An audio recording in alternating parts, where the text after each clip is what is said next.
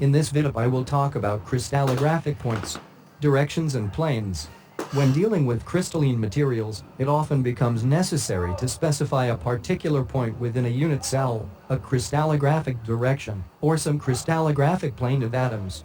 Labeling conventions have been established in which three numbers or indices are used to designate point locations, directions, and planes.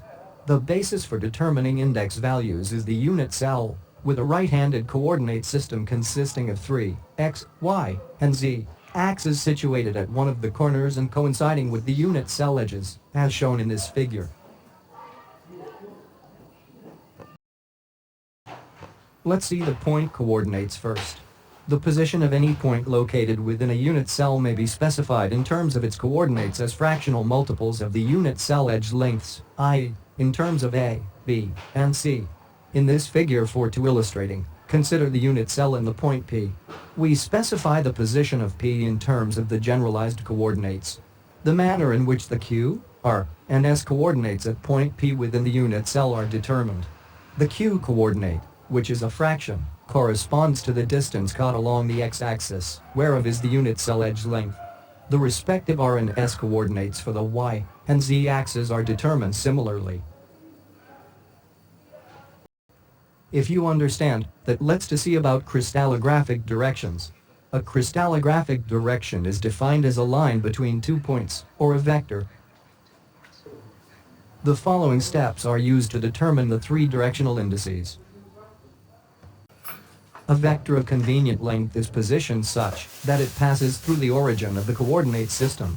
Any vector may be translated throughout the crystal lattice without alteration, if parallelism is maintained.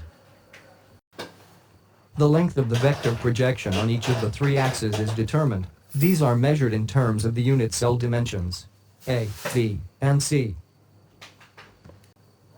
These three numbers are multiplied or divided by a common factor to reduce them to the smallest integer values. The three indices, not separated by commas, are enclosed in square brackets, thus, of W. The U, V, and W integers correspond to the reduced projections along the x, y, and z axes, respectively. Let's look forward to this example. For each of the three axes, there will exist both positive and negative coordinates.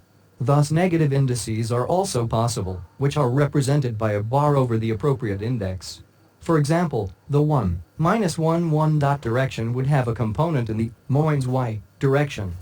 Also, changing the signs of all indices produces an anti-parallel direction. That is, -1, 1, -1 is directly opposite to 1, -1, 1 dot, if more than one direction, or plane, is to be specified for a particular crystal structure. It is imperative for the maintaining of consistency that a positive-negative convention, once established, not be changed.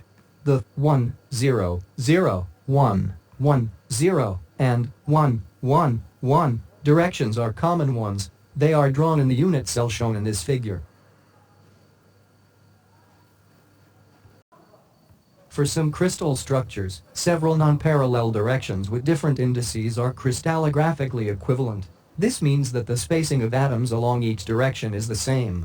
For example, in cubic crystals, all the directions represented by the following indices are equivalent: 1, 0, 0, -1, 0, 0, 0, 1, 0, 0, -1, 0, 0, 0, 1, and 0, 0, -1. As a convenience, equivalent directions are grouped together into a family, which are enclosed in angle brackets.